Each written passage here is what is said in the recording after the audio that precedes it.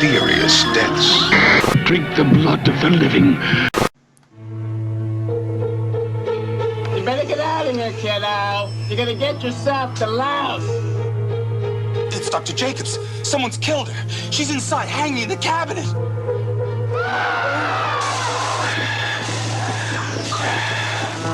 All her bones are decaying, and her organs are all rancid, and her blood is as malignant as slime. Won't you just shut up? It's not Harry Town. Remember? It's not Harry Town. Remember? It's not Harry Town. Remember? It's not Harry Town. Remember? Hi, this is Lori Lafine, and we're on Hysteria Continues. And indeed we are. Welcome back to Hysteria Continues, episode number 53, I believe. And this time we are going back to hospital, and to a hospital massacre, to be exact. Nathan's picked this time. X-Ray, a.k.a. Hospital Massacre, a.k.a. Be My Valentine or Else, a.k.a. Ward 13, I think. So we're going to be talking about that a little bit later. We've also got, it's Nathan's turn to test our slasher knowledge and also your slasher knowledge at home, so you can play along. And also talking about what we've been seeing recently. But before we get onto that, introduce you to our demented interns. So, Joseph, how are you doing? It's not Joseph, it's Joseph. Remember. Well, that you see, if you haven't seen Hospital Massacre, that will be lost on you. Yes. If you have, well, the fact is, Justin, you laughed at Joseph's Valentine. I know, but thankfully we're on different continents. So I'm going to hang you on a coat rack. You're probably light enough to I could pick you up to do that. Well, that's probably true, actually. Being vegan and all. I know. Yeah, good luck doing that to me, Joseph. I might could. I don't know. I'd get a forklift, maybe. Oh, great! I'm just joshing you, Erik. You know, I think you're wicked skinny. I am wicked skinny. Well, apart from insulting everyone on the podcast so far, Joseph, how are you really? I'm actually good. How are you? There's a little bit of snow here still. Is there? It snowed yesterday. Yeah. Okay. No, it's kind of warmed up a little bit here. Although I should say that this is not going to be going out. We're kind of recording in advance, aren't we? So this isn't going to be going out for a couple of weeks. So, which I believe is right, isn't it? So the weather situation could be very different. So don't get confused if you're listening to this and it's a balmy summer afternoon. Because everyone in the world has the exact same weather at the exact same time. Very possibly. But of course, actually, just before this goes out, I would have been sunning myself on the beach in Gran Canaria again. Ooh, so lovely. Yes, looking forward to that. Do you have goth attire for the beach? Because when I was in Portugal last September, I saw two goths on the beach. Well, I don't dress... She had a skull bikini on. He wears black swim trunks. Well, I haven't dressed like gothy for years, probably about 15, 20 years, Erik, as you well know. Well, these people were sunbathing in a very gothy styley. Well, I think that's quite cool. But sunbathing and being a goth is a little bit... It doesn't really work, does it? No. They should be sort of sitting under a parasol. Yeah. He's trying to leave that life behind. I am. I'm the Goth Witness Protection Scheme. So, Erik, well, how are you doing over in Dublin? Well, you have to address me properly. Oh, what, double winner something? Winner of Joseph's 2-part overall quiz thing. Okay. Yeah. Is that your official title now? That's my official title, yeah. Is that my next quiz? Yeah. Is that taken over from Inga of the podcast? I would like to think so. I want to leave my Inga past behind. Although I fear it'll be resurrected with Nathan's quiz. Very possibly, yes. But Inga's not going anywhere today. No, you have Inga on standby on soundboard, I assume. I do, of course, yes. Of course. So. I have a feeling she will be used. I bet she will, yes. And Nathan, you've been rubbing elbows with the slasher hoi polloi, haven't you? Oh, yes. I got to go to the Days of the Dead convention a couple of days ago, and I got to meet Marilyn Burns, Sally from Texas Chainsaw, Gunnar Hansen, Leatherface, and actor that played Grandpa, John Dugan. Mm-hmm. They were all excellent people to meet. Thought they were all very nice and friendly. Yeah. Was it quite a long? Because you hear about these. Because for me and Erik, we don't. Well, I don't know. I mean, we don't get anything like that in this part of neck of the woods, do we? No. These big conventions. So, I mean, I have been to kind of. Well, they're kind of like sci-fi conventions. Even though I'm not a fan of sci-fi. They sometimes they would have like an Ingrid Pitt or somebody sitting lonely in a corner when she was alive, obviously. When I lived in Brighton, and they were very small affairs, but nothing compared to some of these big conventions in the US. So, is it? I mean, how many people sort of turn up to these things? Is it kind of hundreds or thousands or? I would say at this one it was definitely hundreds. I mean, you know, and I don't. I mean, I like it in a way because the people that I want to meet are usually not. They don't have the longest lines because they always get like. Some people that have been in old slasher movies, and then they get a few like big name people, and usually the big name people lines are long, but I don't really care about meeting them that much. So I want to meet, I wanted to meet the people from Texas Chainsaw. Yeah. And it's like when Nathan. It's like when Nathan and I went to Days of the Dead the prior year. It's like the people we met. There's like 3 people at their table, and then like you look back, and then there's like 250 people waiting to meet Gary Busey. It's just insane. Mm-hmm. Yeah, I'm just looking at the website here for that. Nathan, was PJ Souls there? It says she's on the. She was there, and I mean I would have spoken to her, but I had met her already at another convention, so I'd already gotten her autograph. Yeah, we met her in Gatlinburg, didn't we? Yeah. Was it Gatlinburg? Yeah, that's right. Talk about nice. I mean, she was super friendly. Yeah. And what kind of presumably they charge, don't they, for the autographs? That's how they make the money. Is that right? How much do you pay for like a Marilyn Burns or a Gunnar Hansen autograph? Gunnar, he charged $25 for his if you bought something off the table. I don't know how much he charged if you brought something of your own. Marilyn charged $20 and John charged $20. Okay, so that's kind of 20 is usually the standard nowadays. 20 to 25 is about the standard. I mean, I know that some people that I knew of went and met Jamie Lee Curtis, and I think hers was like 80 or something. So didn't that all go to charity? It all went to charity, though. Yeah. Yeah, it all went to charity. And I heard Linda Blair charges a lot, but again, it goes to charity. So okay. So you had a good time. Yes, I had an excellent time. And Gunnar Hansen is actually writing a book about his experiences on Texas Chainsaw. So that could be interesting to check out when it gets released. Justin, I'm just looking at the guest lineup here. There was somebody there you probably would like to have met, Tom Matthews. Oh, yes. Tom Matthews, yes. Did you meet Tom Matthews? Yeah, you said we saw him. I think Joseph actually talked to him when we went to Monster Mania, and I wanted to meet him at this one, but I looked around and I didn't see him. I don't know if he just wasn't there Friday or not. Okay. He was probably on the phone again. Was he on the phone last time then? Has he done a convention? When he was at the Monster Mania, he was on his cell phone. He was arguing with someone. So I was like, "Well, I'll come back," because I didn't want to disturb him. So I came back like an hour later, and he was like, "There's nobody at his table." So I talked to him for a moment. Okay.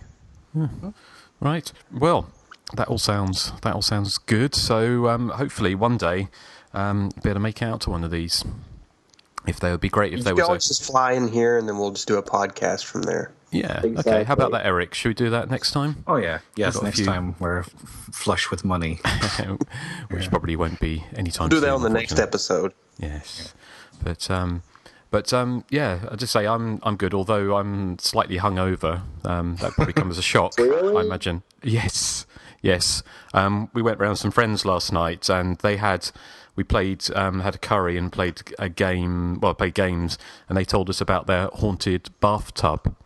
Because I walked into their bathroom, and the bathtub was full of water, and I thought that's a bit weird, and it's a bit like the famous scene in the Bialik, where the person rises out of the bathtub.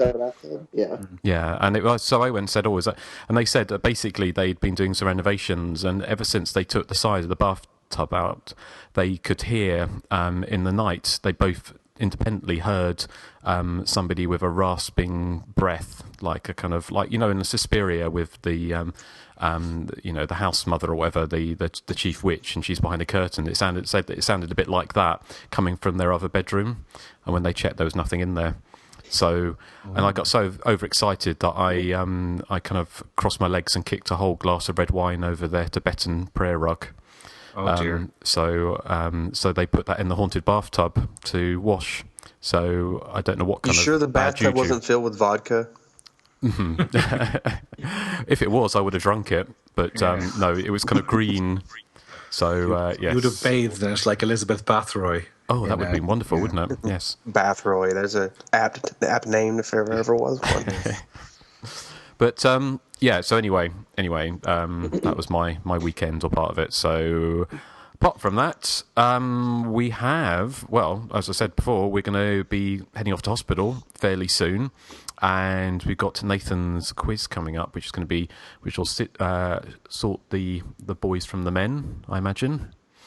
But let's talk about what we've been watching recently. It's only been a week since we recorded, hasn't it? Yeah, Yes. I believe so. Erik, what have you managed to cram in? Okay, well, I watched a intriguingly titled Giallo from 1989 that turned out to be a disappointment. It's called Fashion Crimes. Okay. And it's quite uneventful, sadly. It wasn't the fashion disaster I was hoping for. It's about a model called Gloria, whose car breaks down one night, and she pops into a nearby villa to ask to use the phone, and she comes running out of the house screaming, and in her panic she's hit by a passing truck and falls into a coma. And when she wakes up, she has amnesia, but she sort of remembers seeing a murder taking place in this villa. But when the police go there, they find no evidence. So it's a typical Giallo setup. But the thing is, the film is just so dull. It's really, really uneventful. And there's a zillion characters in there, including Anthony Franciosa, I think is how you pronounce his name, from Tenebrae. But the whole thing it's tedious, and it has all the zip and verve of a Celine Dion power ballad. So I wouldn't recommend it. And it has no fashion crimes, which is what I wanted. It wasn't the Murder, She Wrote fashion crime disaster I was hoping for. However, the film I watched after that was full of fashion crimes. It's a film called Rock and Roll Nightmare. Yeah.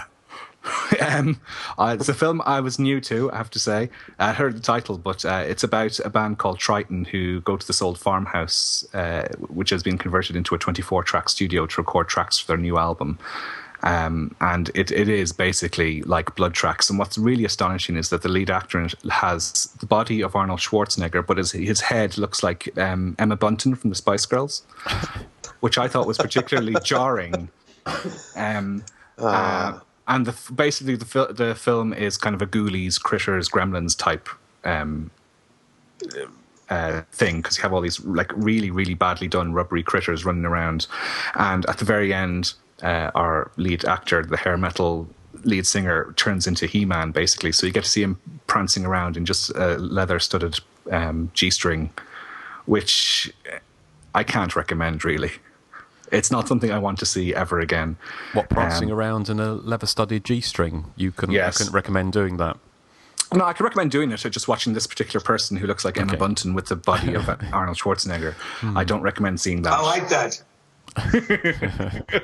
You would prefer if it was the first redneck guy in Nail Gun Massacre battling. Yeah. Well, What if he had the head of Arnold Schwarzenegger?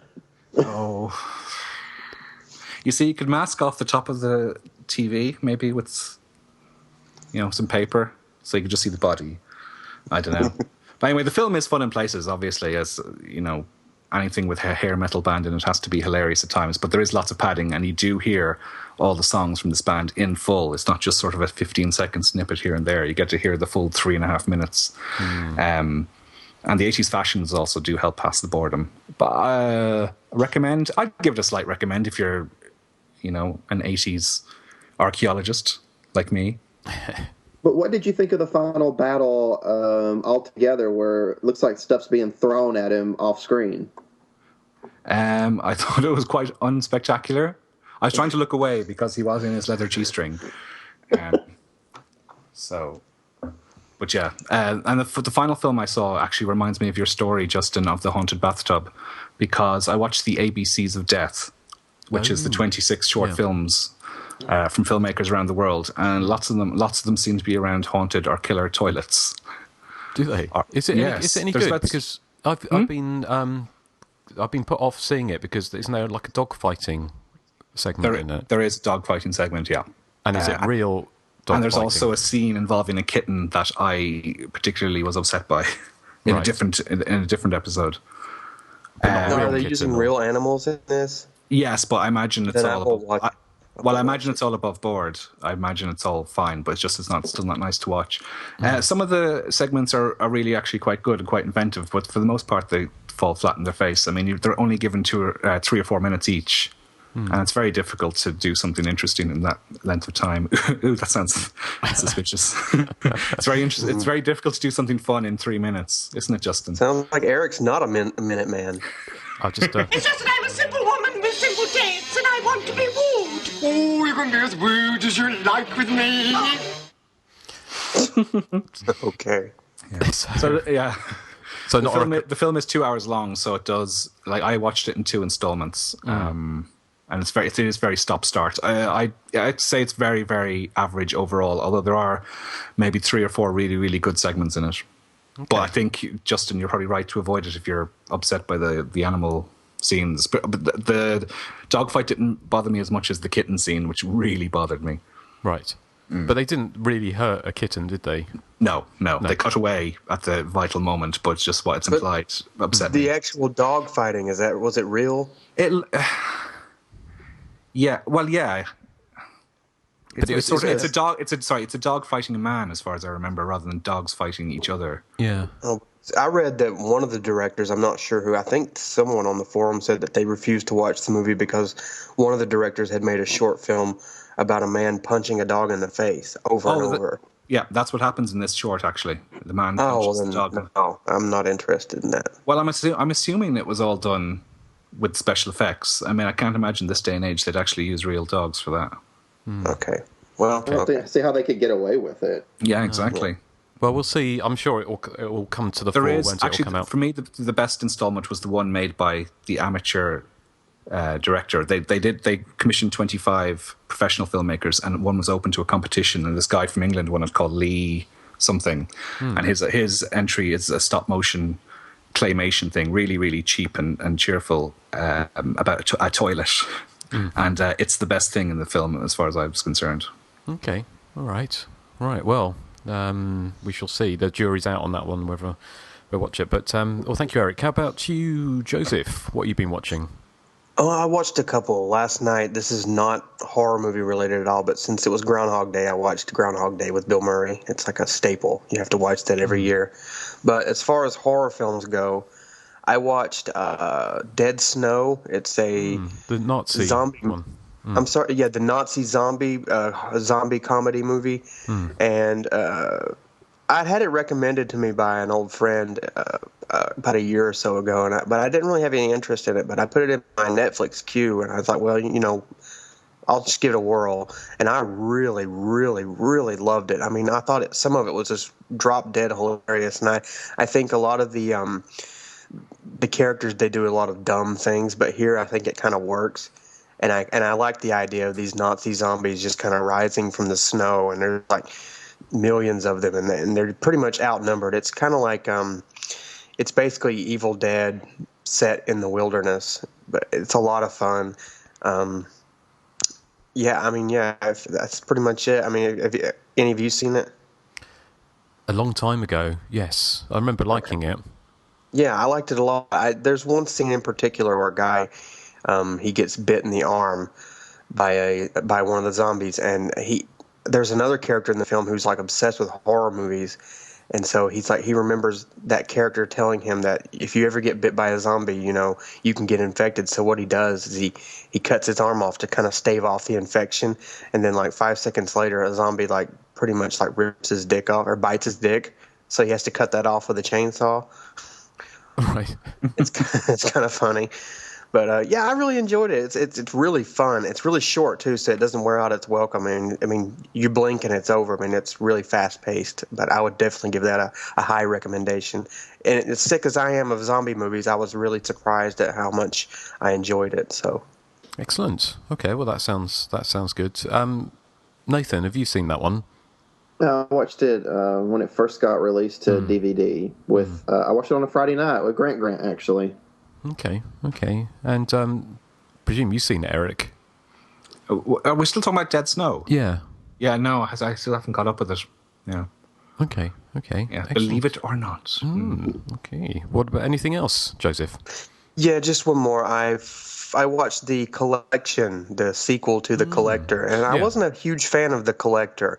I thought, some of it was okay, but for the most part, it was like very, hit or miss. The Collection, however, is one of the dumbest movies I've ever seen in my life. I mean, if ever there were a movie that could define the term ridiculous, this would be it. But having said that, I really, really enjoyed it. I thought, it didn't take itself too seriously. I mean, it had a lot of fun with itself. You can make a joke about that if you want. But it's extremely, extremely graphic and gory and just hyper violent. And it's another movie that's like under 80 minutes long, so it doesn't wear out its welcome. And there's a lot of, really cringe-inducing scenes like to watch, like people getting their bones broke or trapped inside these weird, booby traps. And one of the questions I had about this movie is that how in the world does this one guy afford to make all these, humongous booby traps? And not to mention, how does he get away? There's an opening scene where I won't really spoil it. There's a huge opening murder scene. I won't spoil what happens, but the way this happens, how in the world does he not only afford this, but how does he get inside this particular building and set this up without getting noticed by the cops who are kind of on his trail looking for him because he's been kind of leaving a trail of dead bodies? I mean, this is the type of movie that says to you, it says, hey, don't ask dumb questions like that. We know we're dumb, but we're just having fun, so just kind of go along with it. I mean, it wasn't a great movie by any stretch of the imagination, but yeah, I had a lot of fun with it. And if they made a third movie, I guess they'd call it The Collectibles, maybe. I would watch that. So yeah, I liked it quite a bit. Okay. Well, that's good. I mean, it's it kind of bombed, didn't it, in the box office a bit? I think. Yeah, I think it broke even. I mean, I think it had like a $10 million budget, and I know its opening weekend was like $3 million. So I with rentals and everything, it probably broke even. But I know the first movie did too. I think it kind of just broke even, but they got a sequel anyway, so there probably will be a third one, although I'm kind of wondering what will happen considering what happens at the end of The Collection. So who knows? I loved it. I mean, I liked the ending a lot of The Collection. I think that was kind of fitting how it went out. Was because The Collector, I thought it was decent, but I don't know, for something about The Collector, it just lacked fun. I don't know it. Yeah, it wasn't very fun to me. The second one was just nonstop fun. But yeah. I did like The Collector. I just thought that I would have done a lot of things differently with it, and I did not like the ending to The Collector at all. I actually really hated the way they ended that movie. But The Collection, sort of if you watch the two together, it's a perfect fit for me because they make up for everything in The Collection. I mean, I thought The Collection was really fun. Actually, Wes went to see The Collection with me, and he actually really enjoyed it too, and that's from somebody who don't even like horror movies. Yeah, I'd like to say that the Collection is like Saw on steroids. Right, it is. Yeah, big time. It's a fun version of a Saw sequel. Yeah, where Saw's kind of grim and depressing, this is just throws caution to the wind and says, hey, let's make this as goofy as possible, and it actually works, so I definitely recommend it. Cool, okay. Erik, it's not come out in Dublin yet, has it? It has come out in Dublin, I did see it. Okay. Did you enjoy it? I did enjoy it. I loved that opening 20 minutes. I thought you know what I'm talking about. Yeah, I'm thinking, how did he get away with that? How did he get in to install all this? And it's just absolutely. I mean, if you think Saw is ridiculous for how complicated the traps are, wait till you see The Collection because it just defies logic. But that is an incredible opening 20 minutes. I thought. Mm-hmm. Oh yeah. I mean, it is good fun. It's as you said, it's really, really over the top. I can't say I would describe it as a fun movie, though. I'm not sure. Oh, I would. I'd say it's the I Still Know What You Did Last Summer of torture porn. Okay, well, that's quite some high recommendation. So, thank you, Joseph. Nathan, we haven't done you yet, have we? As it were. No, you haven't done me. Joseph has. No. I do not think so. No, I saw Paranormal Activity 4, which I really, really enjoyed. How do you rate it? It's better than the third one. I thought it was better than the third one. But you got to remember, I loved the third one up until the ending. I just thought the ending was kind of dumb. But I love the third one regardless. So, I mean, I like this one. Could the fourth one be a movie night pick, or? I mean, we've Or watched you know all who the refused to others. watch it? Well, we watched all the others, so we probably should watch this one too. I mean, here's the thing: if you like the Paranormal Activity movies, then you'll probably like this one. But if you don't really care for them, or you just think they're kind of meh, then you're not going to like this one either. I mean, it's just more of the same, basically. It's got a few jump scares that actually got me, and I don't know. I really, really liked it, and I kind of liked the lead actress in it, the teenage girl. I thought she was going to be kind of maybe annoying, I guess, but she really wasn't. And you kind of feel her anger because she sees all this weird stuff going on and nobody believes her. Like her parents don't believe her at all, and it's so frustrating you just want to slap her mom and dad. So, I mean. Regardless, though, it's I thought it was a good watch. I don't regret watching it at all. Okay, excellent. Anything else? I also watched The Last Night, the British sort of slasher from 1983. Okay, that's the one. Is that after I did the quiz on the Facebook group? Yes, I had to see it. Very glamorous woman. Very glamorous. Very glamorous, yes. I had to see it after that, and I felt the movie was very ambitious. I think the idea was excellent, but I don't think they quite had the budget and maybe the talent to pull it off completely like they could have. But there's a lot of touches of really greatness within it. Like I said, the idea is excellent. It's these people putting on a play. It's their last night performance for it, and these two psychopaths have broken into the theater and started killing off the cast behind the scenes, and they end up like forcing the people to continue the play while they hold the others hostage off stage. And if they don't like the performance, then they're going to kill somebody. So I thought it was kind of interesting that they went that route. And the ending scene was fantastic. I mean, I thought it was the perfect ending for this film. But I don't know, for some reason, kind of in the middle, it just kind of dragged for me. And at only 50 minutes long, but still, it's worth seeking out because, how many British slashers from the 80s are there? Well, exactly. Yeah, there's very, very, very few. So, have you seen that, Joseph and Eric? Have you? No. I will watch it though. I'm just looking at the glamorous lady now. I missed that Facebook post. Okay. She is very glamorous. I like her T-shirt. Well, we've just been doing on Facebook and obviously on the Hysteria Continues as well, and also on Hysteria Lives Facebook page, just putting random shots from slasher movies occasionally. And some people are so good, it's like I put up a photo of Jake Steinfeld's boot from, what was it called? What's that film? Home Sweet Home.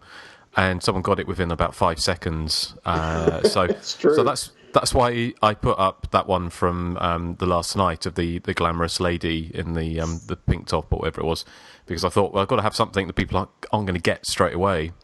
Well, I've got one on the Body Count Continues Facebook page where I kind of stole your idea, what I did, and a couple people guessed most of them, but there's one that no one hasn't guessed. It's a hand holding a pair of scissors.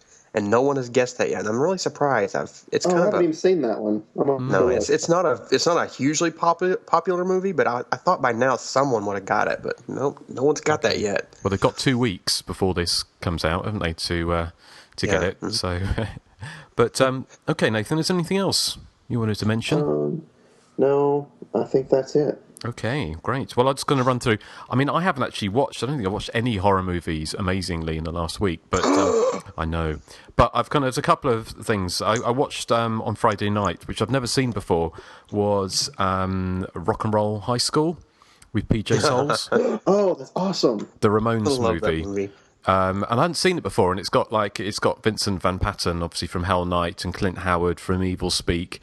So it's got and obviously PJ Souls from Halloween. So a lot of slasher alumni in the film, and I didn't know what to expect with it really. I mean, it's got also Mary Warrenoff and Paul Bartel. I mean, it's got a really great cast. And it's kind of like a punk rock version of Grease, isn't it? In some ways, although and it's kind of like with that kind of slight Porky style humour, but doesn't quite go that far. It's just like a really goofball sort of fun movie, sort of revolving basically around the Ramones and a concert they put on at the end. I really liked it. It was really fun. It was kind of I guess it's what I kind of expected it would be, but that was fun. So you've seen that? Yes. No. Oh yeah. I thought it was, like you said, it is a lot of fun, and PJ Souls is excellent in the lead role. I loved her character in that movie, and I love Mary Warnoff. Like, who can chew the scenery quite like she can? I mean, she's excellent in that movie as Miss Togar. And there's also a sequel to that, Justin. Is there? I don't know if you know or not. Yes, it's a really cheap sequel, and Mary Warnoff is back playing the same type of character, but she's a principal in it too, and her name is Dr. Vader. Okay. And Has it got Dr. Vader? Has it got the Ramones in it as well? Corey Feldman's the lead in it. Who's Corey Feldman? Yeah, Corey Feldman's the lead in You just piqued Eric's interest. Yeah. But the Ramones so aren't in it. It's so stupid, it's funny, and I love it for that. Okay. Rock and Roll High School Forever.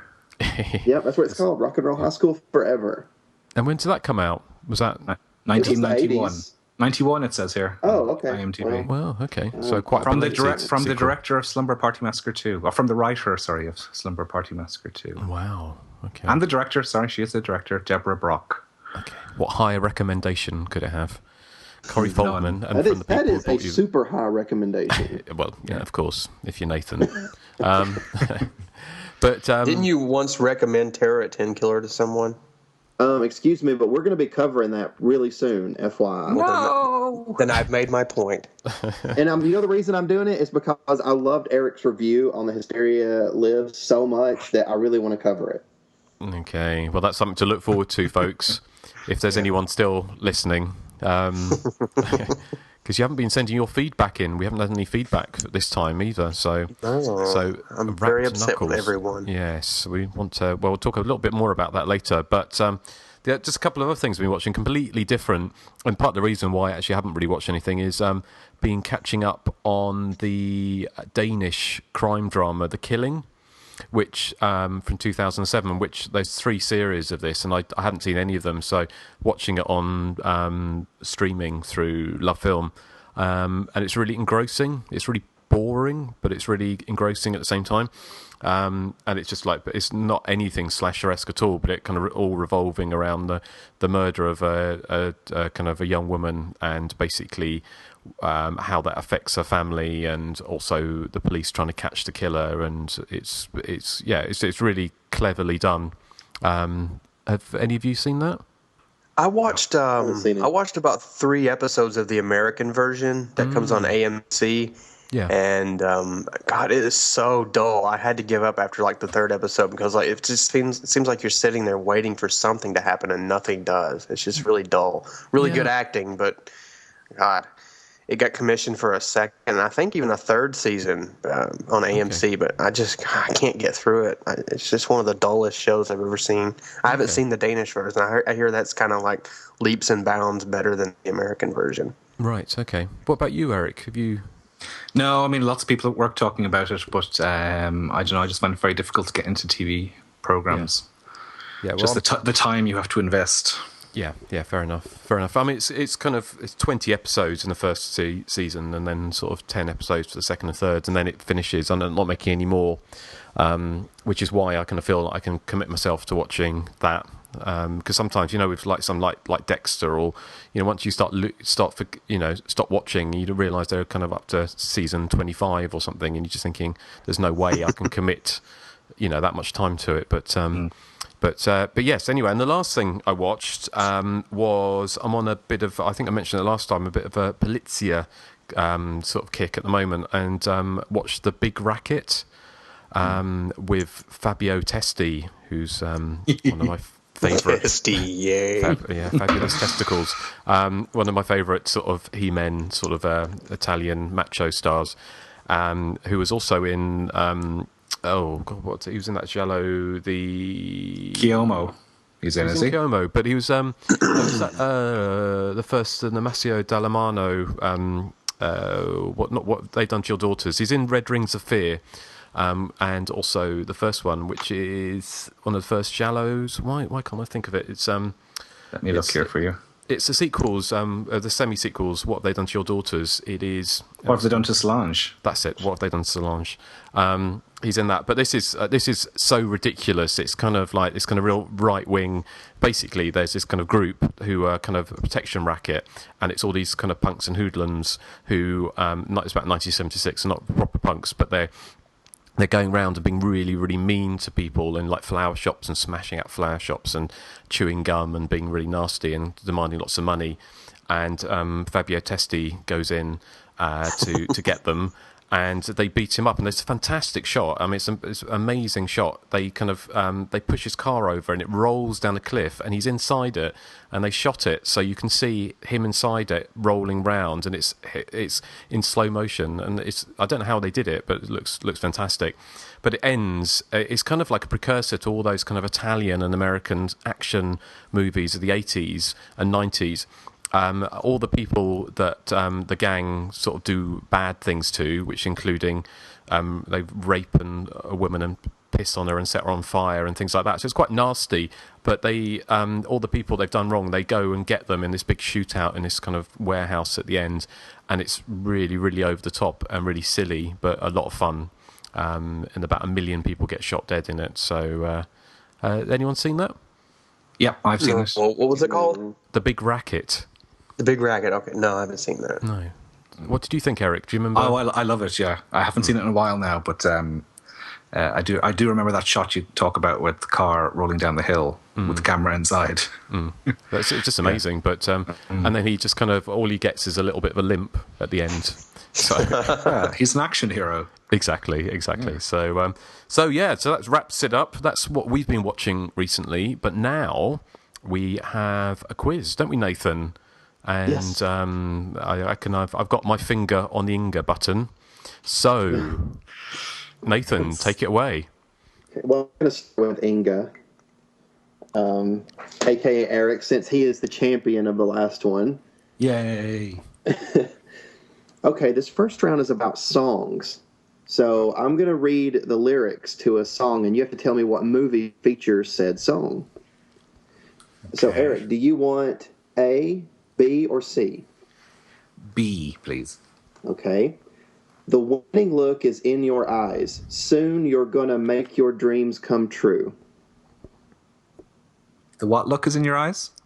The winning. The winning look. Is that from Graduation Day? I'm afraid not. I'm going to pass it to Justin. Is it Fatal Games? Yep, that's it. Oh, boo. It's obviously one of those two. How can you just look at me like that and laugh at me? I can't believe I've started already. It's only the first questions. Justin, A or C? Can I have C, please? Okay. We got the house all to ourselves. We've got the energy to go. Just put our work back on the shelves. We've got the hours to use. There's not a minute to lose. Well, two come to mind. Is it Evil Laugh? That's it. It is? Really? Wow. Okay. Yeah, Evil Laugh. All right, Joseph, that leaves you with A. What movie features your internet connection's really fast, Justin. What do you mean? Nothing, I'm just commenting. How can... Nathan, do you think I could have cheated? I don't think you could have with that one. No. I tried to make these questions cheat-proof. Yeah, so there you go, Erik. Just because you're losing... It's only round one, Erik. I'm joint second with Joseph. Erik, there's 6 rounds, so you still got time. Mm-hmm. Yeah, you just watch out, Justin. You just watch out. Okay. Joseph, you have A. We'll pack the car with escape in mind, forgetting about classes, leaving books behind. Forgetting about classes and leaving books behind? Uh-huh. Okay, I'm going to say The Mutilator. That's it. Yay. The end of round 1, that leaves Justin with 2, Joseph with 1, and Ingo with 0. How can you just look at me like that and laugh at me? Yeah. Round 2 is How Did They Die? I'm just going to give you a name, a movie, and you tell me how they died in that movie. We're going to start with Justin this time. Okay. Justin, A, B, or C? I'll go for C, please. C, okay. Mark in Stage Fright. Mark in Stage Fright. I'm trying to think which one was Mark. Mark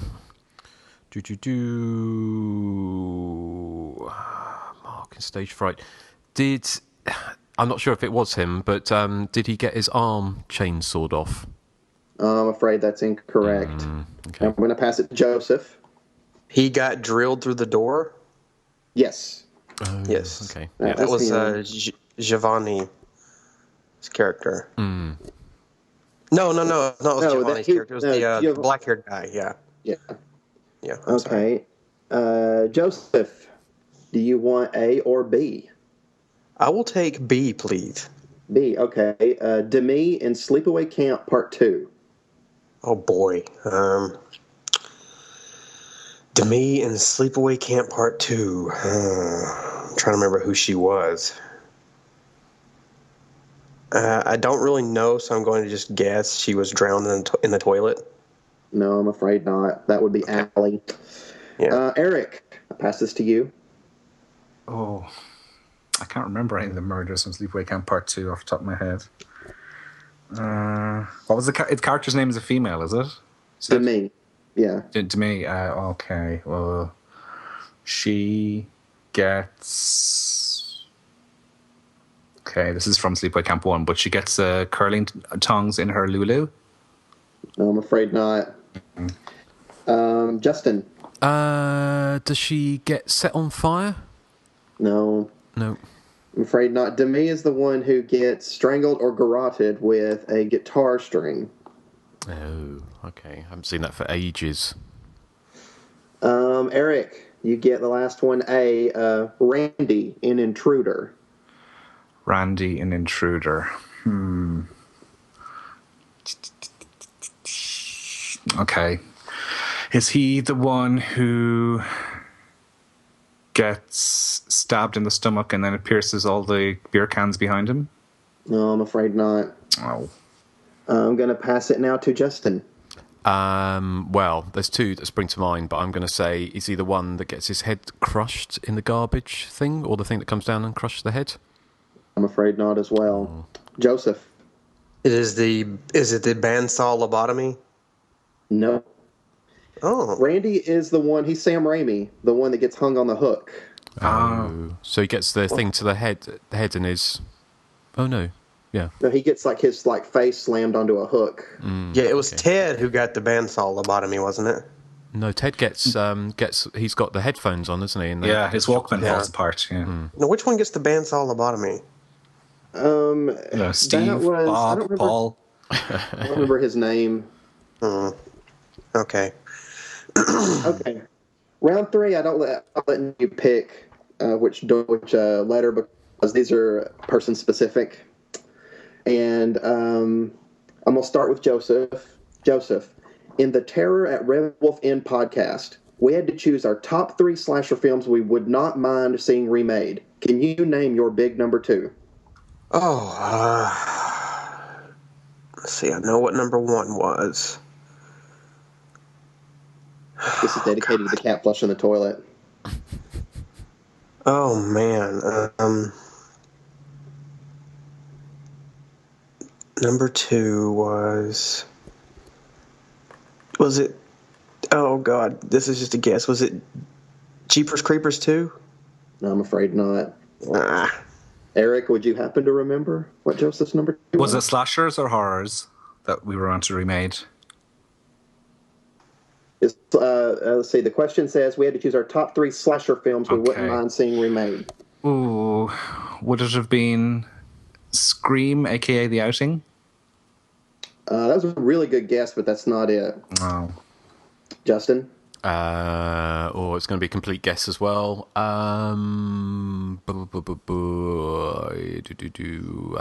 Burning? No. The correct answer is Night Screams. Okay. Oh, okay. Next question goes to Erik. Yeah. Erik, in the Bloody Moon podcast, We had to choose our top 3 cheesiest dialogue scenes. Can you name your big number 2? These were cheesy dialogue from slashers, were they? I'm guessing so. Your answer is a slasher, so I'm guessing. Okay. I remember the episode well because it went on for about 6 hours, the recording. But can I remember my big number 2? Would it have been something from Sorority House Massacre? Let's Eat Melanie's Ice Cream? No. No. Okay. Justin, do you know the answer? Would it be something from Bloody Moon? No. No. Joseph?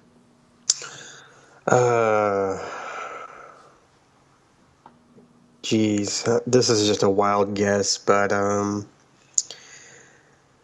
it wasn't too long ago either. I'm trying to, let's see, Eric's were, and this is an 80s slasher, right? Yes, it's an 80s slasher movie. Okay, God, I don't know. It was The Mutilator, where the teens go to the grocery store. Oh, that actually crossed my mind. Damn college kids. Okay, Justin. Yes. Well, just ahead of that, let me just do... Oh, yeah, please. Just for all of you who have missed that. I've missed that. Oh. I have to. Justin, in the Don't Go in the Woods podcast, we had to choose our top 3 favorite death scenes for killers in a slasher film. Can you name your number 2? Death scenes for killers.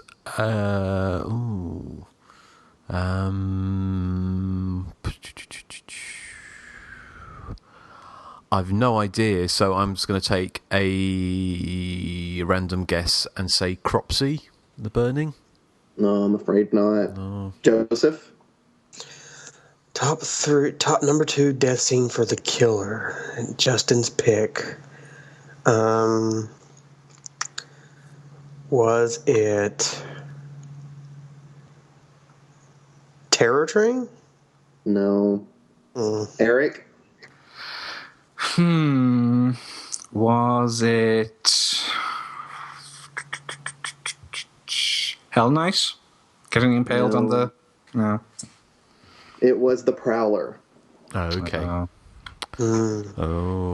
We don't know ourselves at all. No. We don't. And I wouldn't have known these for myself either, so don't feel too bad. We've done 50-odd episodes. It kind of blends together. Yeah. This round 4 I've dedicated to Erik. Yay! So I really hope you get one right on this one. I do, because I am on 0 points. I am, aren't I? Yeah, well, Joseph and Justin are tied at 2, and you have 0. Yeah.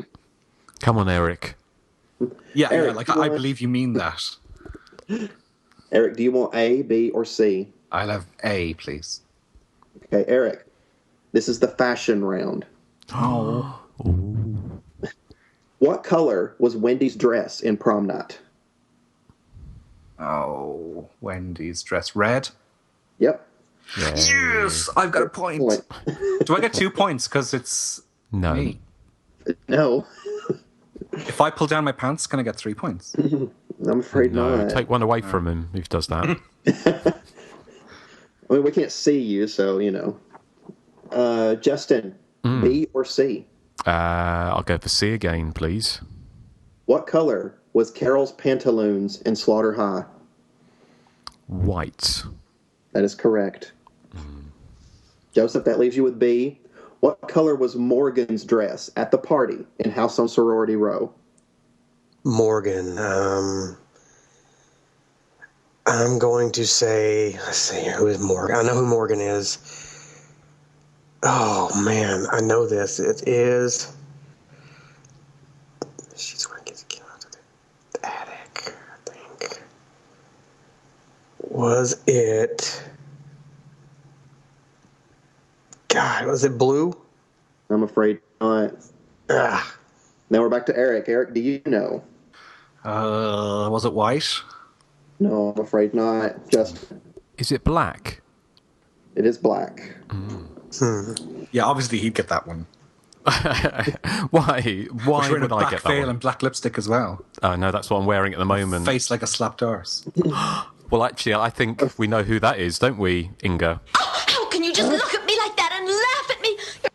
Yeah, well, how can you all look at me and laugh at me? Well, quite But easily. also remember, Eric's sleeves are going back and forth too. I mean, Yeah, they are. I told you. it's ruining his chances at the quiz with all this sleeve business. Yeah. This next round, you can earn a chance at bonus points. So it could be worth bonus points. It's another How Did They Die? But you will also get a bonus point if you tell me where exactly they died. But you can't, if I say, say something like, a character from Friday the 13th, and you say, oh, and they died at Camp Crystal Lake, you don't get a point for that. That's not specific enough. Okay, that sounds very tough, but... Yes. Okay, let's see. Who do I begin with?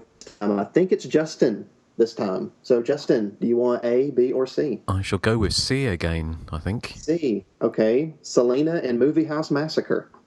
Selena in Movie House Massacre, she dies in an office with a lamp being thrown at her and various bits of office paraphernalia flying around the room. Okay, you get 2 points for that. I would have also accepted sliding down a wall. Okay. That famous method of death. Yes. Joseph, A or B? A or B? I'll go with B again. B, okay. Liz in House on Sorority Row.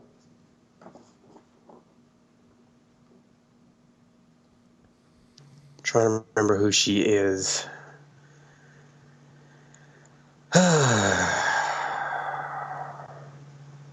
Liz. Who is Liz?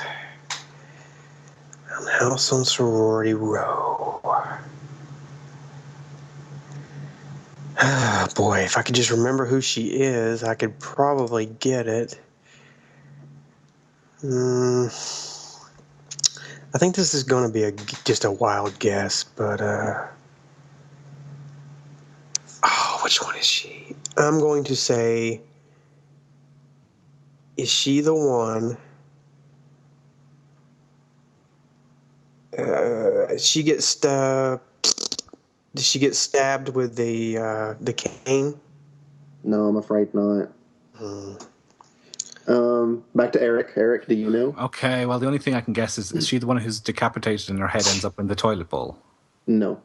Okay. Justin? Okay. I'm trying to think. Liz, is she the one who dies in the basement? No. No, okay. Okay, well, I will give you how she died, and then I'll go back to Joseph for where. She gets her throat slashed. So where? Yeah, where did that happen? Was it in the kitchen? Nope. Eric? Was it in the garden? In the garden? No. By the swimming pool? No. In the living room? Behind the television? Beside the microwave? On the television. Was it in the car? Yep, that it was. I would have accepted van as well. Yeah, it's not a car. It's not a car, it's a van. I'm sorry, Inga. They are completely different, Justin. I'm sorry, Inga. I'll get my revenge, you'll see. So, Nathan, it's Nathan's quiz. I'm very proud to be part of a quiz that can't distinguish between a van and a car. Well, I mean, he's way far ahead of you guys anyway, and I mean, that's because he's got a faster Wi-Fi connection. Oh, okay. Yeah, that's it. Nothing like Eric, a sore here's loser, your chance Eric. to earn more points. You need to concentrate, Eric. Yes. Use some of that anger, but use it to concentrate. Okay. Eric, the nurse in Maniac. Okay, the nurse. Oh, is she a nurse, though? Is she the one who gets killed in the public lavatory in the subway? That's where she dies. How does she die? Oh, she gets her throat slit. No, she stabbed. No, she stabs in the back and it comes out her stomach. Oh. All right. Well, I'm actually going to give you that since I gave Justin Carr. Yeah. But it doesn't come out. Actually, it doesn't come out of the stomach. It comes out of the chest, doesn't it? Well, your stomach is quite high up, as I learned. I went in my time in accident and emergency in recent weeks. Well, if a van can be a car, then a chest can be a stomach. Yeah. But should we allow Justin's Erik turning to have... to Inga now. Yeah, should we allow Erik to have 2 guesses? That seems a little bit far-fetched. No. I'm gonna allow it. Yeah. Yay, thanks, Nathan. You're welcome. I'll give you Round your 6. treat later. Oh. Ooh. Round 6 begins with Joseph. This question is about how well that you actually know the 4th member of the podcast here, namely me. So, Joseph, A, B, or C? I will go with B again. Okay. Name an 80s slasher film beginning with the letter S that I can't stand. Oh. An 80s slasher film beginning Any with the letter slasher film S. can't stand as difficult. Yeah, beginning with an S. But you should know this, Joe, because we have discussed it many, many times, and you love it. And I don't. Oh, Silent Rage. That is it. Do not like it. Okay, so that leaves A and C for Erik. C, please. Okay. Name my favorite film of all time. The Texas Chainsaw Massacre. Which one? Part 1 from 1974. Okay. Then you get a point for that. Yay! That leaves Justin. Justin, can you give me a title of one of the films that I made? Hairdresser Massacre. Which one? Hairdresser Massacre 1? No, that's it. Okay, well, as well. It could be part 2, yeah. That is the conclusion of our quiz. Did I win? Justin is the winner, I'm afraid. He got 8 points. Yay! Erik got 4 and Joseph got 3. I came second! Yeah, here you go. Well done. I'm still not happy being beaten by Justin, though. Oh, Erik. You know, I think it's funny that Joseph got the least points and he hasn't really complained, but Erik came in second and he's complaining more than Joseph. I never complain. I'm not the Inga of the podcast. I can't complain. I know. None of us can do it as well. Roll. He's I the just Laurie go with the Strode. flow. Yeah. You're the laid-back Laurie. I just brush myself off, pick myself up, and move forward. Move forward for the next. Thank you. I'd like Excuse to me thank... for taking everything a bit too seriously, then. But Erik, you just won the last 2 quizzes, didn't you? So you can't be too greedy. I can. Or can you? I can, yeah. Okay. All right. Well, thank you, Nathan. That was a lot of fun. I think that was one of the best quizzes we've had. Yeah, because you won. Well, yeah, of course. So, shall we move on to the feature presentation? Oh, yes. Yes, because I've got... we hunted high and low for a trailer for Hospital Massacre, aka X-Ray, and couldn't find one anywhere. So I've got a little bit of dialogue here, and after this, Nathan will come in and tell us all about the film.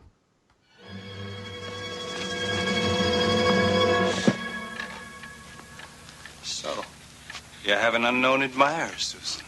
It was Jack's hand! It was only a nightmare, Susan. The hell it was! Did they see it? They weren't here. They weren't here. It was Jack's hand! No, it wasn't. Stop this nonsense. Dr. Saxon, Harry got my medical chart from Dr. Jacobs' file. He what? He said there was no reason to keep me in this goddamn hospital. He opened Dr. Jacobs' files. He said somebody's trying to con me. What'd he do with your chart? I don't know. He took it with him. All right. They're photostats of all the doctor's files in the archives upstairs. I'll check on it in the morning. Why not right now? Go ahead, check it now. Here, Susan, take this. Okay, Nathan, take it away. Well, the plot is pretty simple. While receiving a routine checkup, a woman is stalked by a maniac out to avenge a childhood Valentine's Day humiliation. And basically, when she was young, her and a friend of hers laughed at a Valentine, and apparently this guy hasn't gotten over it all these years later. And he's actually working at a hospital, and I really, really, really love Hospital Massacre. When I was a kid, it scared me, but of course now I find it, quite hilarious. I still think it's got some creepy scenes in it. The hospital itself is a creepy location. So, I love the hospital in the film. It's very deserted too. Although it's got its fair share of patients, and I love the scene where she runs hysterical into a room and there's like 3 patients wrapped in bandages from head to toe, just kind of dancing around in their beds, which is very odd. And maybe you guys can help me out with this. I wondered if the writer and filmmakers realized that they had set this in a hospital and not a prison, because everybody in this movie acts like it's a prison. The doctors act like guards, and they don't have very good, I guess, bedside manner. No, and it seems more like a mental hospital than a general medical hospital. Exactly. And she's always being restrained by the doctors and, they're 9-foot-tall nurses. They are very tall nurses, aren't they? They are. And, it just sucks for her. And I tell you something else that drove me nuts is this has to have one of the, I guess, wimpiest guys in it. Like her fiance in the film, he is an unbelievable wimp in this movie. There's actually a scene where they're forcing her back into the room, and he's standing there, and she's just saying, "Jack, for Christ's sakes, don't just stand there." He just stands there, is going, "Please tell me what's going on." And then, of course, when he gets killed, he makes absolutely no move to defend himself whatsoever. He just sort of lays down and screams. So, his character is so annoying. I was actually not very sad to see him go, I have to say. I'm going to turn it over to Justin. Well, Hospital Massacre, a.k.a. X-Ray, it's kind of weird. I think I probably appreciate it a lot more now, because I think it's one of those films that when I first saw it, I was expecting it to be Halloween 2 or Visiting Hours or any of the kind of other slightly more sane hospital slashers. And of course, Hospital Massacre is anything but sane. It's what I really like about it now is it's kind of, I do wonder if this is on purpose, but if it's kind of Kafka-esque, it's this woman goes in essentially to get her some results from a hospital. So she thinks she's going to walk in, get the results and go, and her boyfriend's out in the car, but she just gets committed into the hospital, doesn't she? And it just goes, it's this bureaucratic nightmare going on around her, as well as people being killed with bone saws and stuff, because she's just kind of caught in this kind of nightmarish world, isn't she? And I think that actually works quite well now. Also, bizarrely, and it's kind of Barbie Benton, who is obviously the main character, and is famous as a playmate, and a country singer. And I think Erik's got, we'll come up to a little bit later, but Erik's unearthed a little song of hers, which we'll play a little bit of shortly. But she's probably the best thing in it. I think she's actually quite a good actress. I'm not a fantastic actress, but compared to some of the other people in it, I think she's actually quite good. It doesn't really make a lick of sense. But it has that kind of weird nightmarish feel to it. But also you get a feeling, because it's made by the person who made the same year or around the same time Last American Virgin, and also in Israel the Lemon Popsicle series. So that kind of wacky comedy to it. I kind of, I liked it. And also I found some quite interesting stuff about it, and I don't, basically I'll talk a little bit more, but it seems to actually predate Halloween 2 and Visiting Hours. It was made before those films. So even though it's a long time been seen as a rip-off of those films, it was actually, it was a coincidence. I mean, I wouldn't say I loved it. I'd be interested to see the Scream Factory release on DVD or Blu-ray when that comes out. I think it's been announced for later this year or next year, because obviously what we've been watching is kind of pretty shitty kind of VHS quality rips and old tapes for years. Yeah, I liked it with reservations. It's not a great, don't go in to be scared, although there are, which you'll probably discuss, a couple of scenes which are actually bizarrely quite affecting in that way. And then the most famous one, I kind of guess, is the killer running down a corridor holding a white sheet, being silhouetted, chasing a nurse. And it's actually quite creepy compared to how cheesy the rest of the film is and strange. Certainly, it's a lot better than a film like Skullduggery, which is kind of we covered on the podcast, which is also completely mental.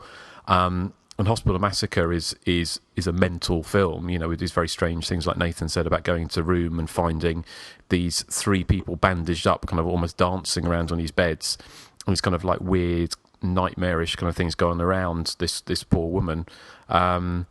And also, of course, I mean, I'll hand it over in a second, but the other thing is Barbie Benton's medical examination, where she gets topless and basically they linger over her breasts for what seemed like hours. It's a strange film, but I quite enjoyed it this time. So talk a little bit more about it, but that's my penny's worth. Awesome. What about you, Joseph? I guess I kind of agree with Justin a little bit. This is a movie that really frustrates me because there's so much in it that's really good that they could make like an extremely effective and scary film. But I found a lot of the just sort of the bumbling comedy just really like irritated me. Like the whole scene where she's in the elevator and she opens the door and there's that hazmat crew. They're like cleaning the floor, and one of them sounds like Jerry Lee Lewis. I just didn't find it funny at all. And these people, I mean, this hospital is so strange. I mean, not only do they let her smoke in there in a hospital, which I don't think you're allowed to do that. I mean, maybe you were in the early 80s. I don't know.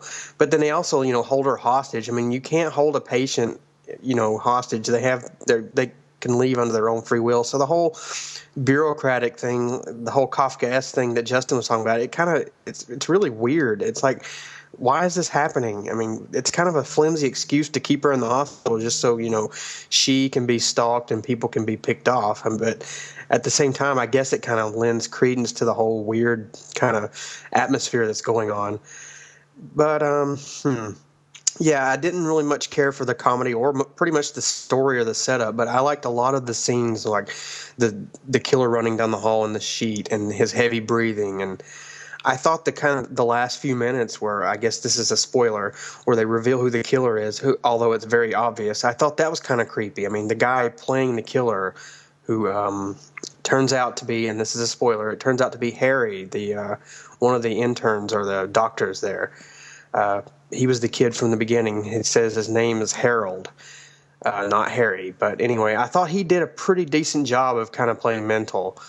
And Barbie Benton's actually pretty good for for her pedigree. You'd think she'd be the worst thing in it, but she's actually probably the best thing in it. But yeah, a marginal recommendation. I liked about 51% of it, but I didn't really like 49% of it. So take that for what you will. Okay. What about you, Erik? I quite enjoyed it. Like Justin, I got a sniff of skullduggery from it, I have to say. It was like a more coherent and more plot-driven version of skullduggery, I thought. It has a narrative of sorts, and then every so often you'd have those ridiculous scenes like you were saying, where she runs into that ward and all the people are in traction, head to toe in bandages, or the lift opens and there's 3 people standing there in gas masks and one of them has a really funny voice.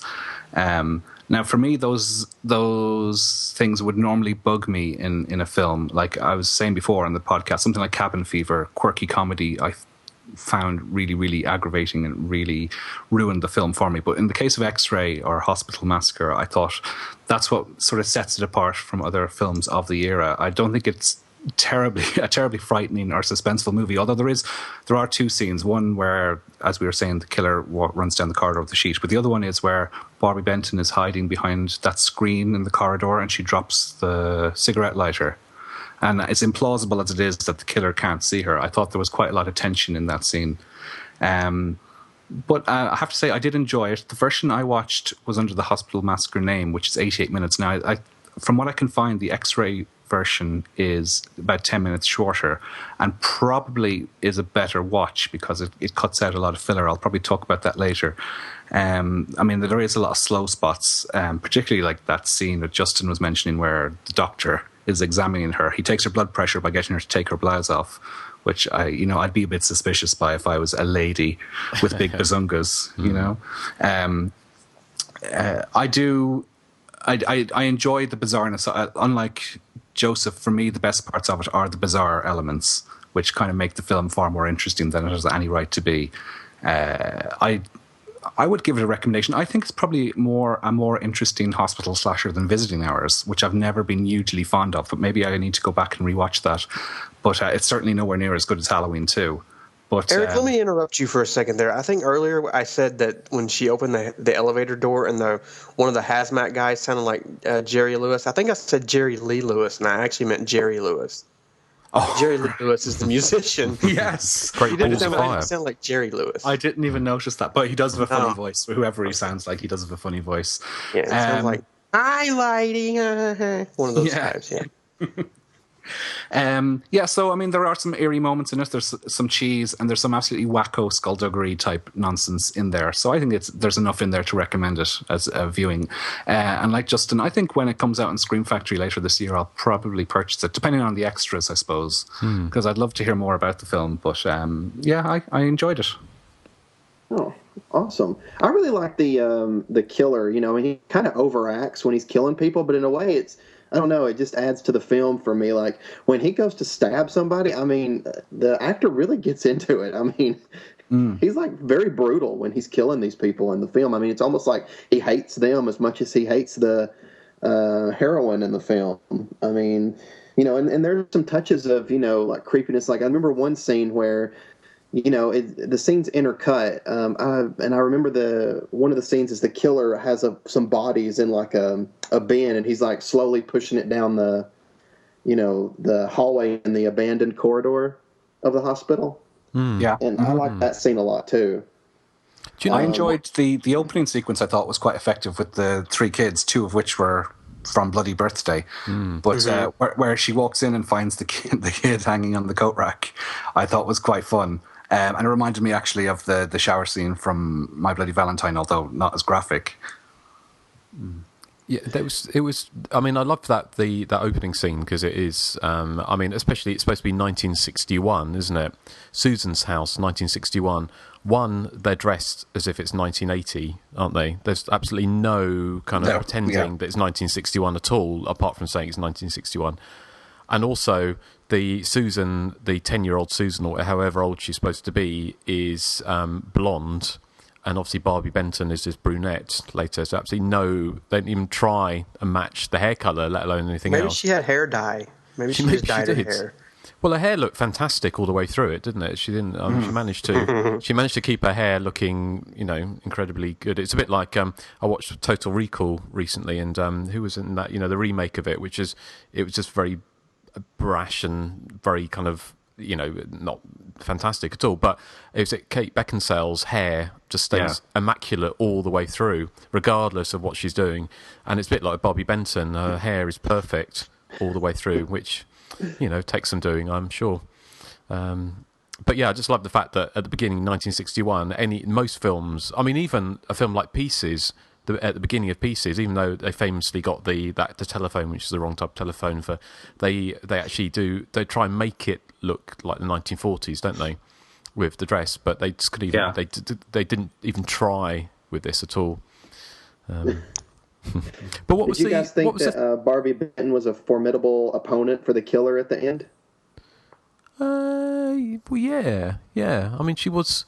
I mean, I thought it took a bit of guts because she sets him on fire, doesn't she? He's actually on top of her, and it was a bit of a risk, really, wasn't it? Setting him on fire with him on top of her. Yes. Because that could have gone really badly wrong, couldn't it? She could have burned off those cassava melons of hers.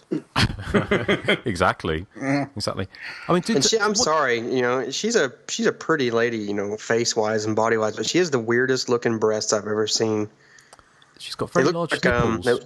They look like kind of like those Matryoshka dolls where you take off the top and there's another doll in it, and then another doll in that, and another doll in that.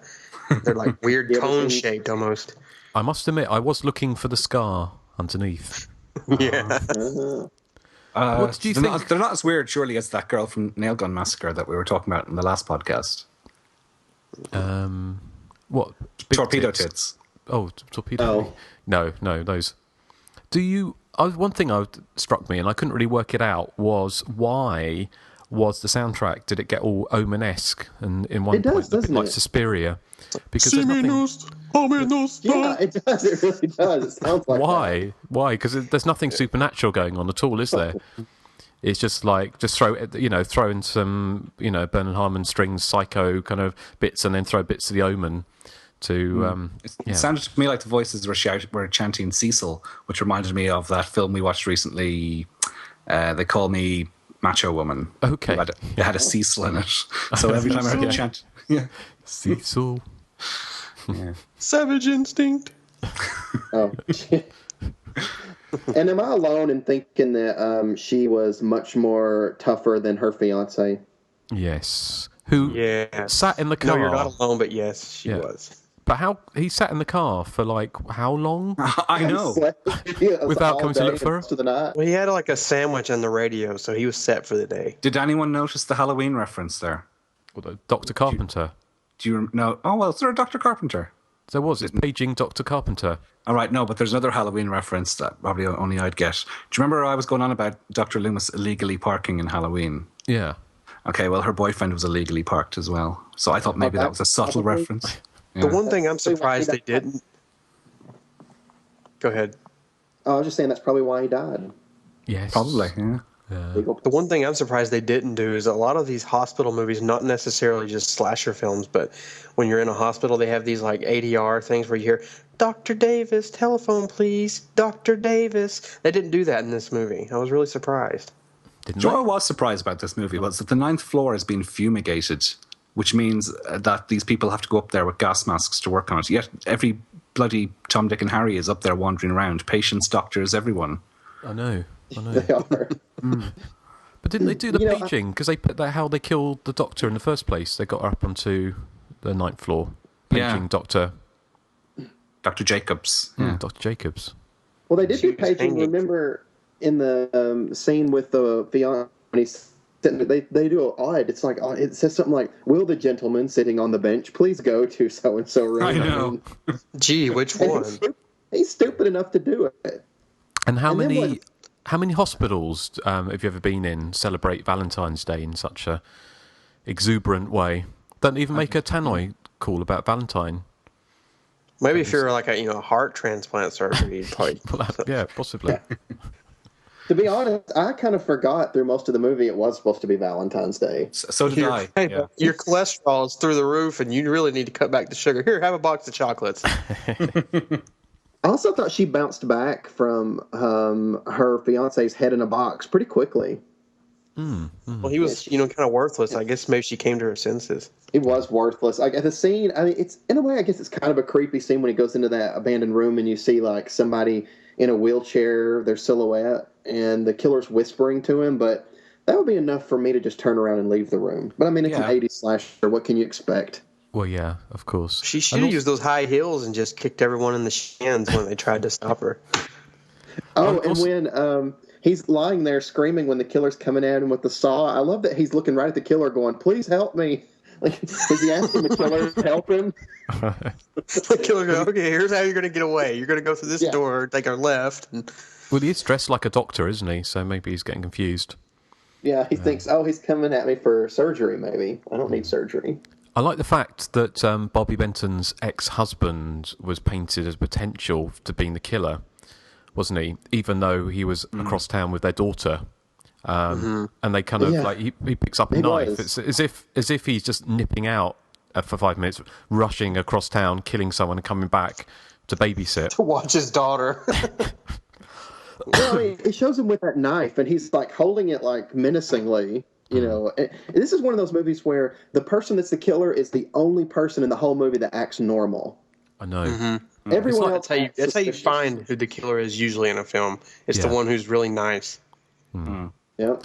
Well, apart from the black lady who is okay because she's got an apple and doesn't want to come for a coffee. She's quite nice and a friend. Glasses. Yeah. And a friend I with like the glasses, old ladies who taunt Barbie in that room. It's like, her bones are decaying.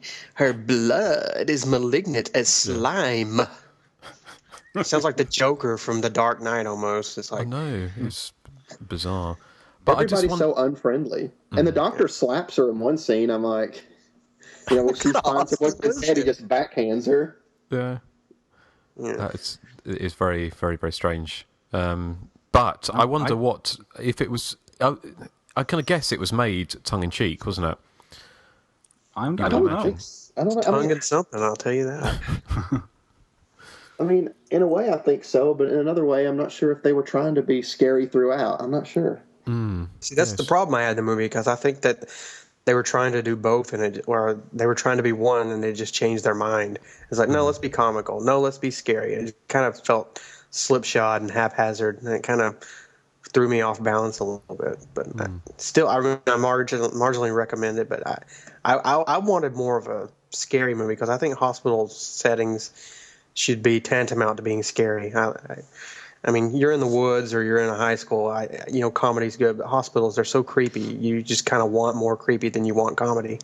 That's just my opinion. I just kind of disagree with you on that, because I really think they really played up a lot of the creepy angles really well. Well, yeah, I'm saying that they do a good job with a lot of it, but I wanted less comedy. I mean, they had a lot of comedy, and I wanted less of it this time around. Yeah, because it would have been. Nurse? Go ahead. No, I was going to say it would have been. I did sometimes think, there was like a crossroads, wasn't there? They could have gone, if they'd gone for like a sensible kind of slasher movie in hospital, and as we talk about a little bit later, it wasn't a rip-off of or a pastiche of the slasher movies in hospitals, because they hadn't actually come out by the time it was made. So I wonder what it would have been like if they'd actually gone for a very straightforward kind of suspense slasher. But then given the fact that the director was behind Lemon Popsicle and The Last American Virgin, then that's probably it's probably the reason why it wasn't like a straight up suspense film. But he probably couldn't manage it, I wouldn't have thought. But what you're saying, I mean, it had the potential to really be a very scary film, but it just doesn't quite get there. I mean, it's good, but just I don't think I'll ever go out of my way to watch it ever again. Oh, see, I definitely will. Like, I can't wait for the DVD to be released. Like, same here. I would watch that just to see what some kind of features, but other than that, no, I'm not in a big hurry to see it again.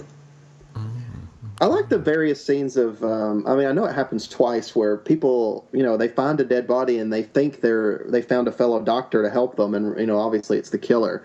Like the poor girl with the glasses, she finds her friend dead and she thinks that she's gotten help, and he just, like, wraps that stethoscope around her neck and, like, kills her. And then just the way he, like, throws her in the wheelchair and just slings her down the hallway and just walks away. I really like the killer in this movie. Scene. Yeah. Yeah. I mean,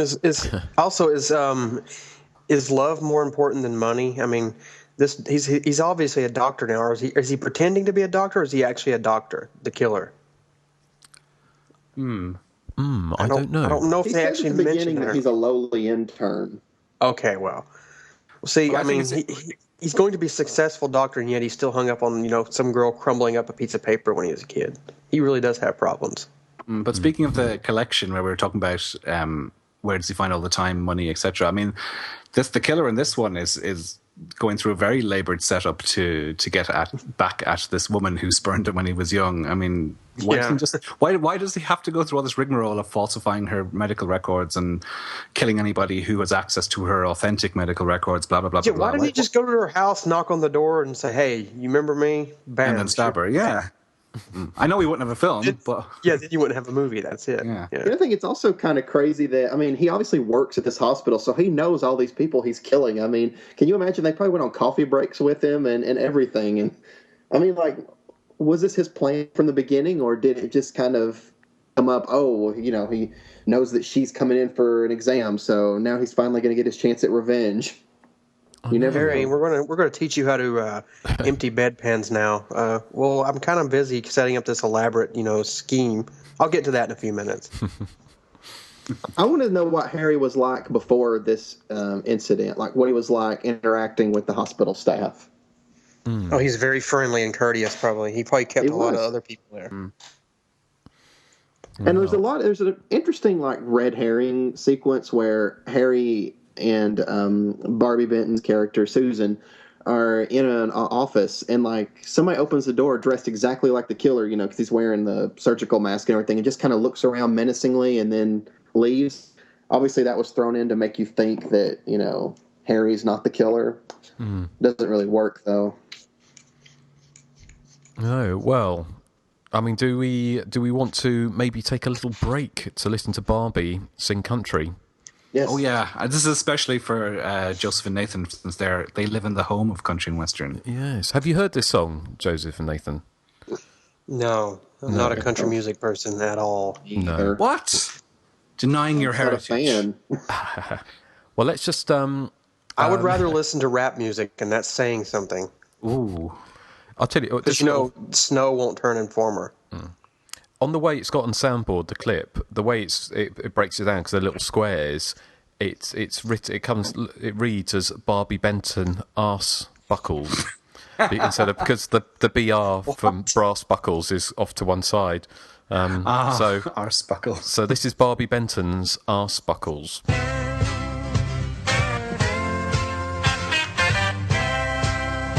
Don't make it stop. She can make a man do anything. That's just a good old boys, never meaning no harm.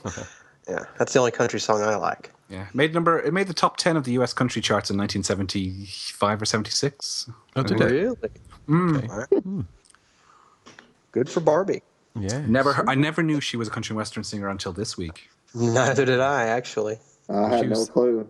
She was 30 years old, wasn't she, when she made this, or around 30? All right.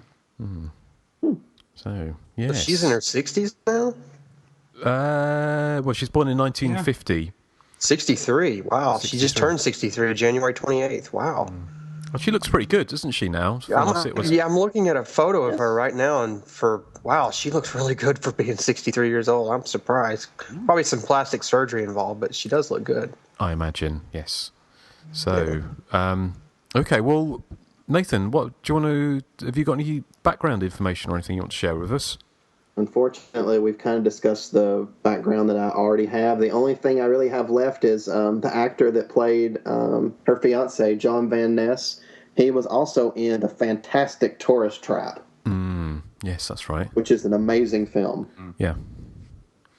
Cool. Okay. What about you guys? I have a couple of things, just Barbie Benton related. Yeah.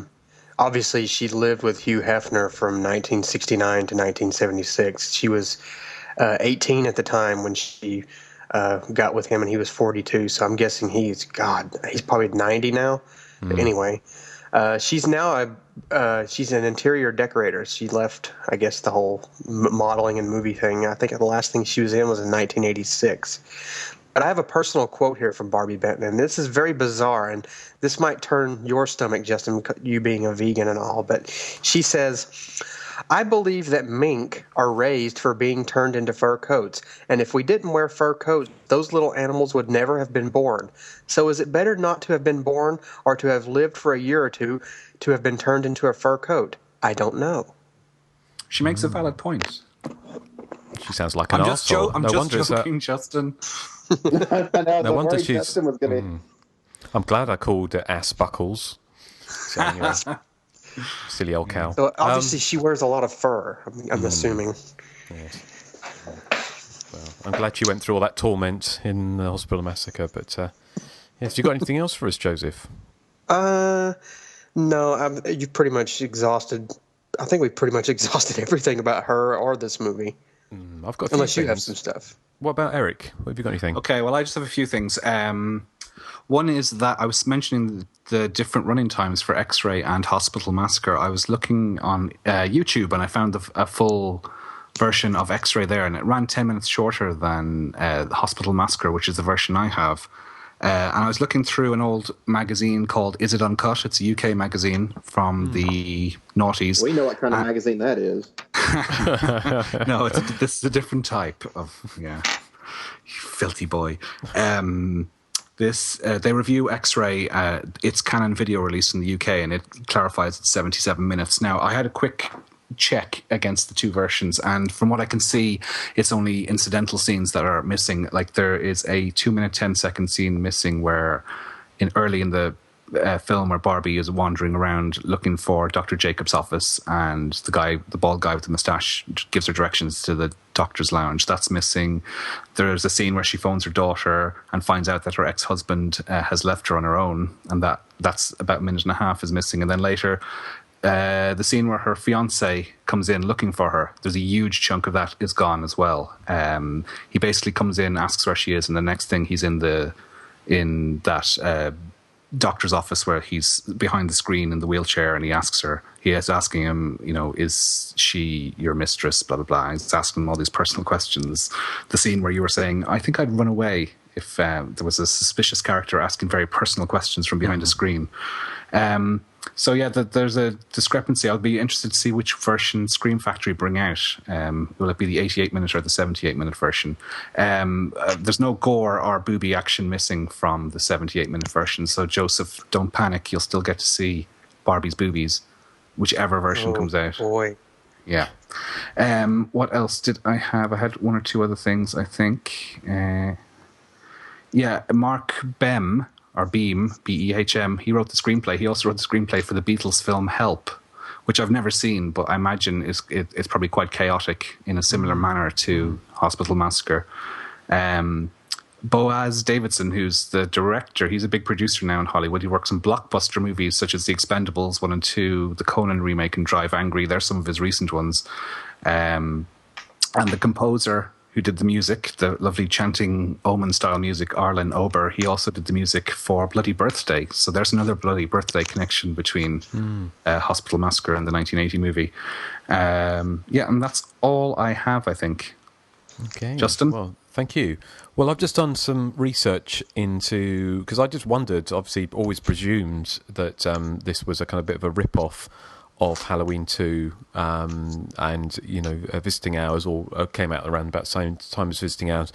But from what I can tell, actually, it was in production. The earliest mention, it was made under the title of Be My Valentine or Else, and the earliest reference I can find to it is August 1980. And I think it was shot at the tail end of 1980, maybe into the beginning of 1981.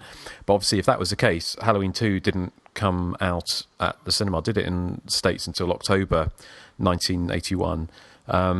So it was prepped to come out in 1981, in the summer of 81, and it didn't come out for another year. It came out, got a brief release, I think, at the cinema in June 1982. It was in Variety. They said it was advertised in July of 1981 as ready for release, and they called it with the title Box Office Gold for summer 81.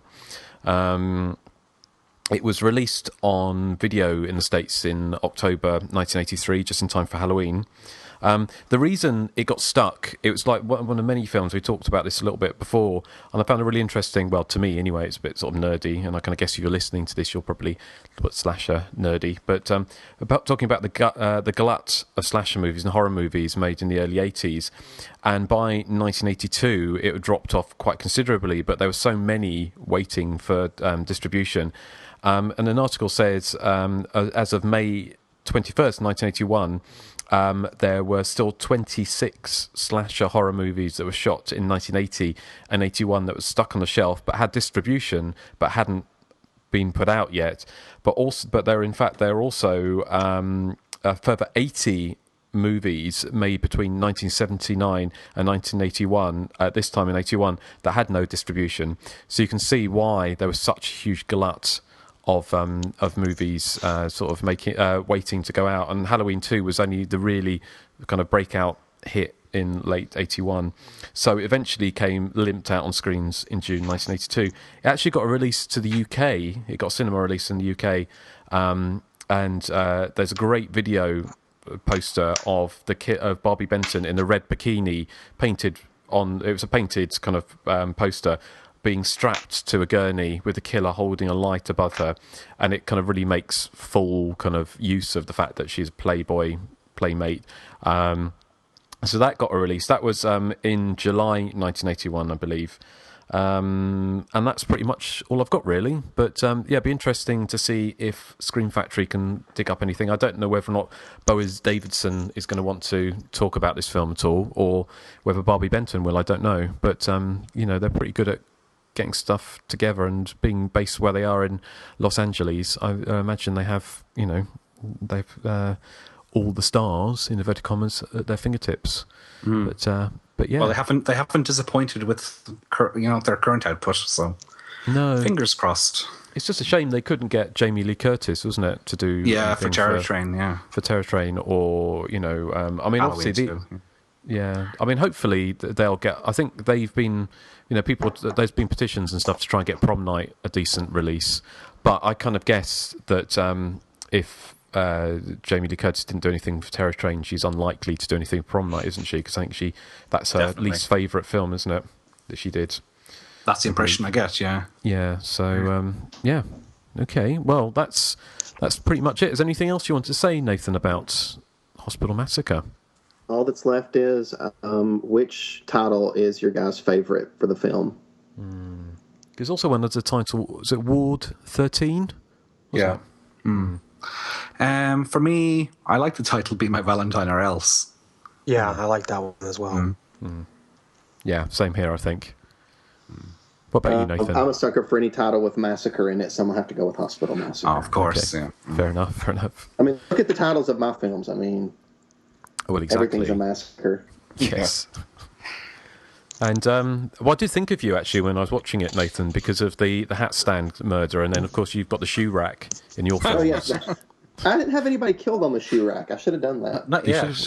There's still time, isn't there? Yes, there is. There is still time. So, well, that's Hospital Massacre, and we have no feedback again this time, which we're very disappointed about, aren't we? Yes, how dare we not get anything? What is wrong with these people? I know. So please do write in, because we do love hearing from you, and we love reading it out and playing your voicemails. So we're going to play you the contact details. So please listen carefully. Be sure to search for and like us on Facebook. Follow us on Twitter at THC_podcast. Our voicemail is 858-233-9281. And you can email us directly at the.hysteria.continues@gmail.com. Yes. So please do write in. Yes. I'm going to guess it's time to wrap that puppy up. But it's my choice next time, isn't it?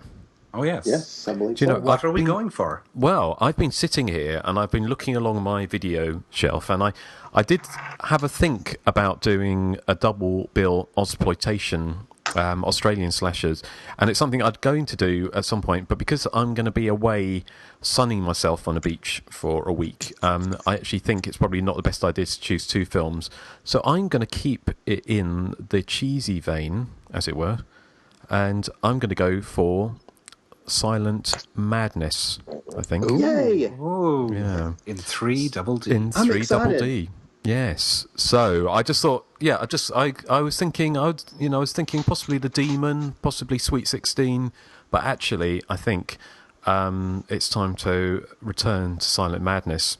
So that is going to be my pick for next time. So tune in for that. So, well, without further ado, thank you to everyone who's listened, and obviously thank you to Nathan, Joseph, and Erik. As ever, we'll play out with... What are we playing out with, Joseph? Or Nathan, what did you give us? This is the intro music, the outro music, just from the credits that I did when I did the intro for the movie. So it's just incidental music. Okay, well, I'll stop playing it because we can. I think I've listened to it and it's quite romantic. Romantic. Yeah. Does it put you in the mood, Erik? Eric, Oh, yeah. I just want you to know, I have always loved you. Oh, Joseph. Just let yourself melt in my arms. Paint me like one of your French girls. Oh, Erik. Yes. Would you like if someone gave you a big one? A cake in a box? Oh, yeah. Yes.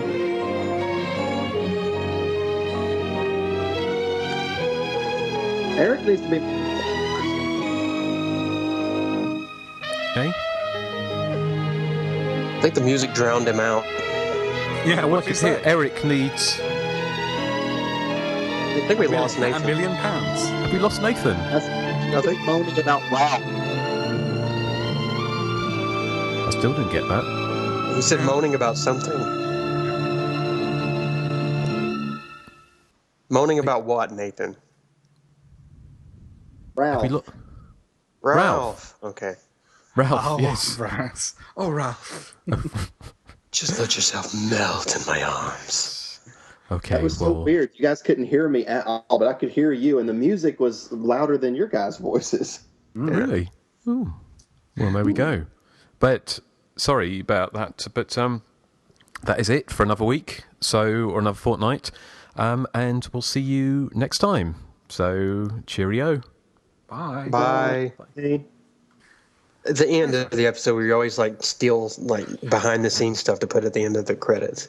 But I haven't got anything this time, though, have I? No. No, that's why I was saying I'm sure you'd find something. You always tend to find something. Yes. I used to be a bear about 10 or 15 years ago. I was